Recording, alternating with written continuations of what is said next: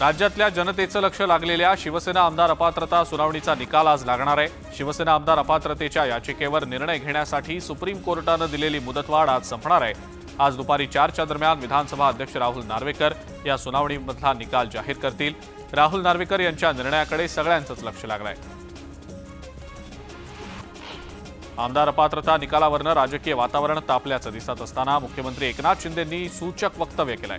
शिंदेंना या निकालाबाबत विचारणा केली असता त्यांनी अप्रत्यक्षपणे आपल्या बाजूने निकाल लागेल असं सूतोवाच केलंय।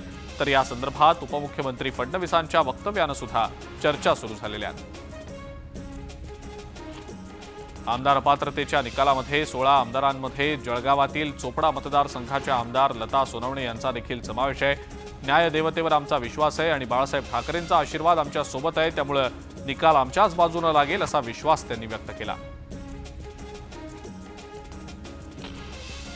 शिंदे गटातले आमदार संजय गायकवाडांनी ठाकरे गटावर जोरदार हल्लाबोल केलाय। यावेळेला त्यांनी थेट मातोश्रीला टार्गेट करत टीकास्त्र सोडलंय। कंटेनर आणि खोक्यांचा उल्लेख करत संजय गायकवाड यांनी जोरदार टीका केली आहे। मुख्यमंत्र्यांच्या वर्षा निवासस्थानी तातडीची बैठक बोलावण्यात आलेली होती। उपमुख्यमंत्री देवेंद्र फडणवीस आणि अजित पवार देखील या बैठकीला उपस्थित होते। त्याचबरोबर राज्याच्या पोलीस महासंचालक रश्मी शुक्ला आणि मुंबई पोलीस आयुक्त विवेक फणसाळकर सुद्धा वर्षावर दाखल झाले होते। आज लागणाऱ्या आमदार अपात्रतेच्या निकालाच्या आधी वर्षावर हालचाली सुरू झाल्याचं दृश्य आहे। या बैठकीमध्ये आमदार अपात्रता निकालाच्या पार्श्वभूमीवर कायदा सुव्यवस्थेवर चर्चा झाल्याची माहिती मिळते आहे। जळगावातल्या धरणगाव इथं पाणी पुरवठ्याच्या समस्येवरनं स्थानिक टीका करतायत। गेल्या 5 वर्षांपासून स्थानिकांकडून या संदर्भात सातत्यानं तक्रारी केल्या जात आहेत। यावर मंत्री गुलाबराव पाटलांनी भाष्य केलंय। लोकांना त्रास होणार असेल तर लोक तक्रार करणारच, त्यामुळे तक्रारी ऐकण्याची आपली मानसिकता असली पाहिजे असं ते म्हणाले। आमदार संजय गायकवाड यांनी सुप्रिया सुळेंवर टीका केलेली आहे। काहींना वडिलांकडून सगळं काही मिळतं, त्यांच्याकडे स्वकमाईचं काहीही नसतं असा हल्लाबोल संजय गायकवाड यांनी सुप्रिया सुळेंवर केलाय। मुख्यमंत्री एकनाथ शिंदेंची स्वकमाई आहे आणि अजित पवारांचे स्वतःचं काम आहे असं म्हणत गायकवाडांनी सुप्रिया सुळेंवर टीका केली आहे। धाराशिवमध्ये रुग्णालय बांधलं जात आहे आणि ही रुग्णालयं शासनानं ठरवून दिलेल्या वेळेत पूर्ण केल्यास कंत्राटदारांना 5 लाखांचं बक्षीस दिलं जाणार असल्याचं वक्तव्य मंत्री तानाजी सावंतांनी केलं। पण जर काम वेळेत झालं नाही तर कंत्राटदारांवर कारवाई देखील केली जाईल असा इशारा देखील त्यांनी दिला। पंकजा मुंडे पुन्हा एकदा अडचणीत सापडल्या। पंकजा मुंडे अध्यक्ष असलेल्या बीडच्या परळीमधल्या वैद्यनाथ सहकारी साखर कारखान्यातल्या 203,69 लाख रुपयांच्या थकीत कर्जाच्या वसुलीसाठी कारखान्याच्या लिलावाची प्रक्रिया युनियन बँक ऑफ इंडियानं जाहीर केलेली आहे। शिक्षकांना दिल्या जाणाऱ्या अशैक्षणिक कामांच्या संदर्भात राज्य सरकारनं नियुक्त केलेल्या समितीनं आपला अहवाल सादर केलाय। त्यानुसार राज्यातल्या शिक्षकांना शिक्षण विभाग सोडून अन्य विभागांची कामं देऊ नयेत। शालेय पोषण आहाराच्या अभिलेख्यांच्या कामासाठी स्वतंत्र यंत्रणा निर्माण करावी अशा महत्त्वाच्या शिफारशी अहवालाद्वारे करण्यात आलेल्या आहेत। 12 ते 14 जानेवारी दरम्यान भारतीय हवाई दलातर्फे मरीन ड्राईव्ह इथं होणाऱ्या हवाई प्रदर्शनाच्या पार्श्वभूमीवर मुंबई विमानतळ आणि जुहू विमानतळ दुपारी 12 ते 1 या 1 तासाच्या कालावधीसाठी बंद राहणार आहे। राज्यामध्ये दिवसागणिक अपघातांच्या संख्येत वाढ होतीये। विशेषतः खाजगी बस अपघातामध्ये एकाच वेळेला अनेक प्रवाशांचा मृत्यू होतोय आणि त्यामुळे हे असे अपघात रोखण्यासाठी प्रयत्न सुरू आहे। चालकानं किती तास काम केलं यासाठी एक स्वतंत्र संकेतस्थळ तयार केलं जात आहे। रेल्वे प्रवाशांना आरामदायी आणि वेगवान प्रवासी सुविधा देण्यासाठी केंद्र सरकार पुढच्या 3 वर्षांमध्ये 400 वंदे भारत एक्सप्रेस सुरू करणार आहे। पूर्णतः भारतीय बनावटीच्या वंदे भारत 2.0 श्रेणीतल्या सेमी हाय स्पीड रेल्वेच्या माध्यमातून मेक इन इंडिया आणि आत्मनिर्भर भारत अभियानाला केंद्र सरकार प्रोत्साहन देणार आहे। मुंबई विद्यापीठानं हिवाळी सत्रातील ऑक्टोबर-नोव्हेंबरमध्ये घेतलेल्या 75 पैकी 72 परीक्षांचे निकाल वेळेत म्हणजेच 30 दिवसांच्या आत जाहीर केले, तर उर्वरित 3 परीक्षांचे निकाल 45 दिवसांच्या आत जाहीर करण्यात आले। परीक्षा विभागाच्या उपायांमुळे BA, BCom, BSc, BPharm, BArc अशा 72 परीक्षांचे निकाल 30 दिवसांच्या आत जाहीर करता आले। उन्हाळी सत्रात विद्यार्थ्यांनी बारकोड आणि आसन क्रमांकामध्ये चुका केल्याने अनेक निकाल राखीव राहिलेले होते। National board of examination in medical सायन्सेसनं नॅशनल मेडिकल कमिशनच्या सूचनेवरनं 3 मार्चला अपेक्षित असलेली नीट पीजी 2024 ही परीक्षा 4 महिन्यांनी पुढे ढकललेली आहे। सुधारित वेळापत्रकानुसार ही परीक्षा आता 7 जुलैला होणार आहे। परीक्षा पुढे ढकलण्यात आल्यानं नीट पीजीची प्रवेश प्रक्रिया सुद्धा आता लांबणार आहे। रहिवाशांना कोणताही त्रास होऊ नये आणि प्रकल्प वेळेत पूर्ण व्हावा यासाठी महारेरानं नोंदणीसाठी येणाऱ्या प्रकल्पांची त्रिस्तरीय छाननी करण्याचा निर्णय घेतला आणि त्यानुसार आता नोंदणीसाठी येणाऱ्या प्रकल्पाची वैधता आर्थिक, तांत्रिक अशा 3 घटकांच्या अनुषंगानं छाननी केली जाणार आहे। 3 घटकांनुसार 3 स्वतंत्र गट तयार केले आहेत। या निर्णयाची तत्काळ अंमलबजावणी केली जाईल। या 3ही घटकांची पूर्तता केल्याशिवाय प्रकल्पाला नोंदणी क्रमांक दिला जाणार नाही। अंधेरी पूर्व आणि पश्चिमेला जोडणाऱ्या गोखले पुलावर पहिला गर्डर बसवण्यात येणार आहे। हे काम 19 जानेवारीपर्यंत पूर्ण होण्याची शक्यता आहे। पुलावरील गर्डर खाली आणून त्यावर सळ्या अंथरून सिमेंट कॉन्क्रिटीकरण केलं जाईल आणि त्यानंतर क्युरिंगचं काम पूर्ण झाल्यानंतर त्यावर मास्टिंगचं काम पूर्ण केलं जाईल।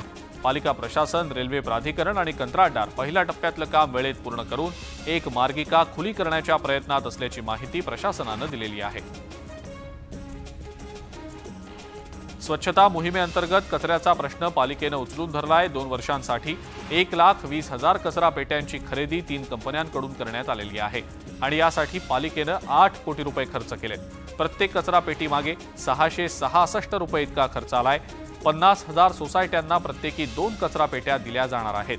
ओला कचरा आणि सुका कचरा असं वर्गीकरण करता यावं या उद्देशानं प्रत्येक सोसायटीला या कचरा पेट्यांचं वितरण पालिकेकडून विनामूल्य केलं जाणार आहे। मलबार हिल जलाशयाचा अंतरिम अहवाल पालिका आयुक्त इक्बाल सिंग चहल यांना सादर करण्यात आलाय।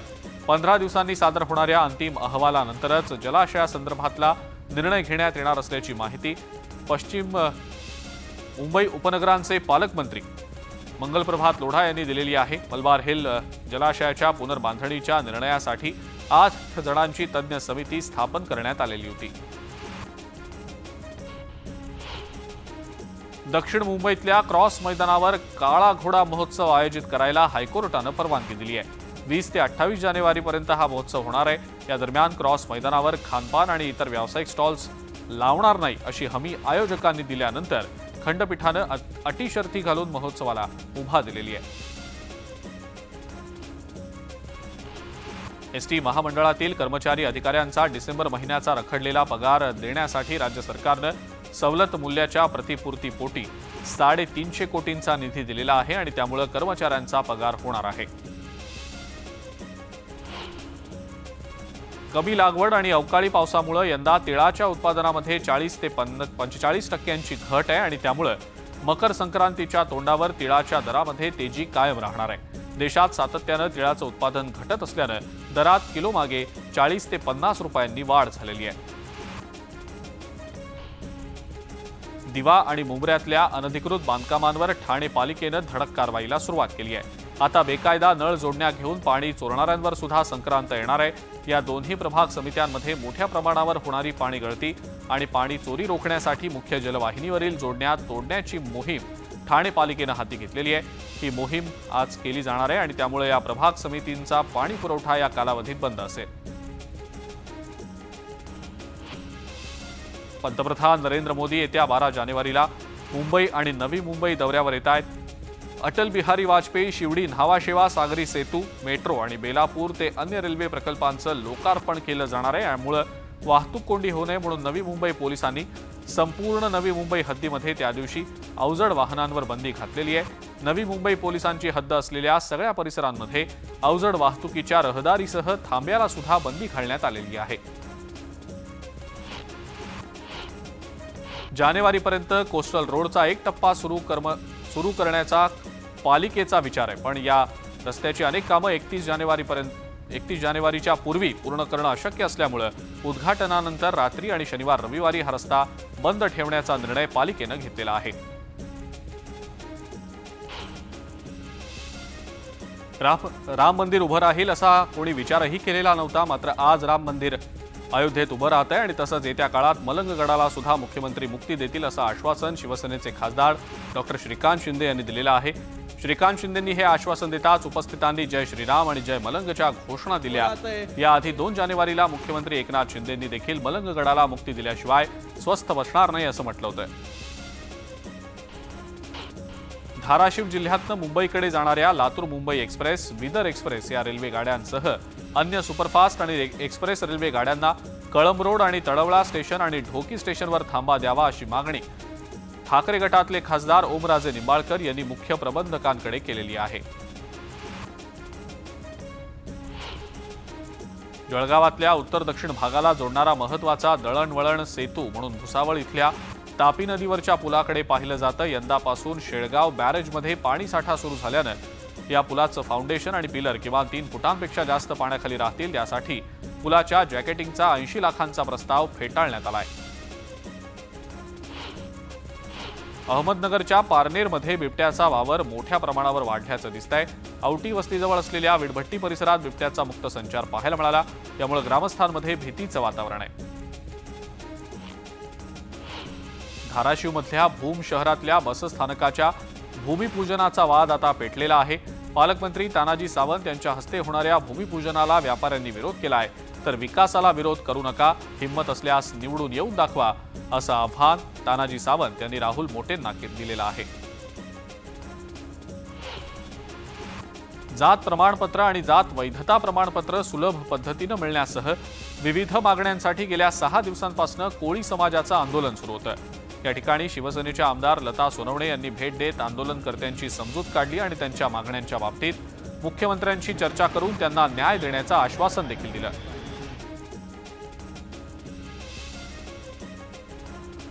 धाराशिवमध्ये गेल्या महिन्याभरापासून आंदोलन करणाऱ्या अंगणवाडी सेविकांना आता महिला आणि बालकल्याण विभागाकडून सेवा समाप्तीच्या नोटिसा आलेल्या आहेत। त्यामुळे या अंगणवाडी सेविका संतप्त झालेल्या आहेत।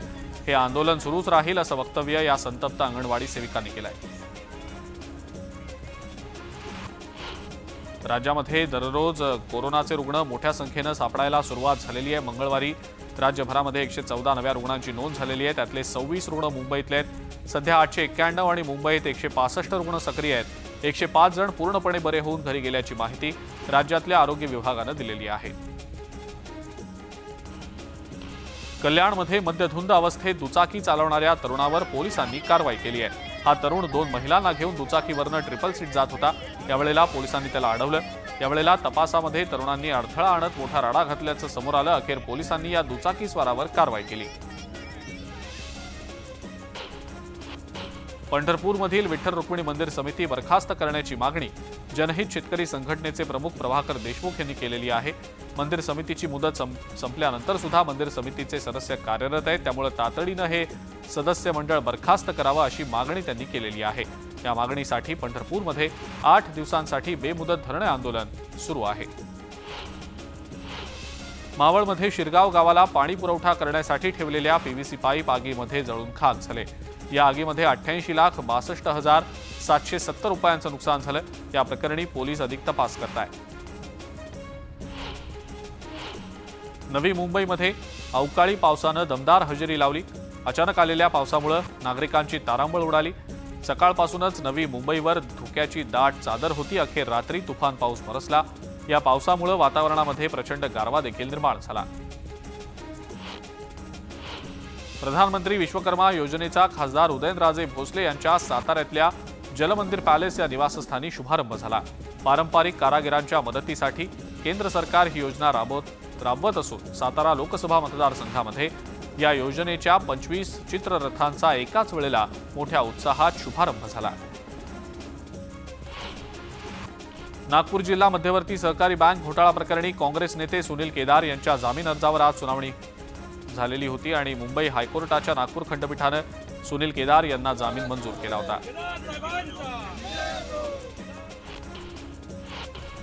राज्याच्या नव्या पोलीस महासंचालक रश्मी शुक्ला यांनी पदभार स्वीकारला। महिलांची सुरक्षितता हेच आमचं महत्त्वाचं ध्येय असून सायबर क्राईमवर सुद्धा आमचं विशेष लक्ष असेल असं त्यांनी यावेळेला म्हटलंय। त्याचबरोबर राज्यात पोलीस दलाकडनं चांगलं काम सुरू असून सुरक्षेमध्ये महाराष्ट्र देशात नंबर 1 राहणार असल्याचं सुद्धा रश्मी शुक्ला यांनी म्हटलं। गोव्यातल्या ऊस उत्पादक शेतकऱ्यांनी पणजी इथल्या आझाद मैदानावर आंदोलन केलं। राज्यातल्या संजीवनी साखर कारखान्याला पुन्हा सुरू करण्याच्या मागणीसाठी आंदोलन करणाऱ्या शेतकऱ्यांना गोवा पोलिसांनी ताब्यात घेतलं। ऊस उत्पादक शेतकऱ्यांवर पोलिसांनी केलेल्या कारवाईचा निषेध करत विरोधकांनी सरकारवर आता निशाणा साधायला सुरुवात केली आहे। हिंगोलीच्या वसमत तहसील कार्यालयासमोर रेशन धान्य दुकानदारांनी धरणे आंदोलन सुरू केलं। रेशन धान्य दुकानदारांच्या विविध प्रलंबित मागण्यांसाठी हे आंदोलन करण्यात आलं।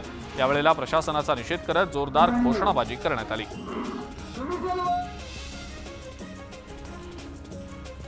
यानंतर एक छोटासा ब्रेक आपण घेऊया, लगेचच परत येऊया।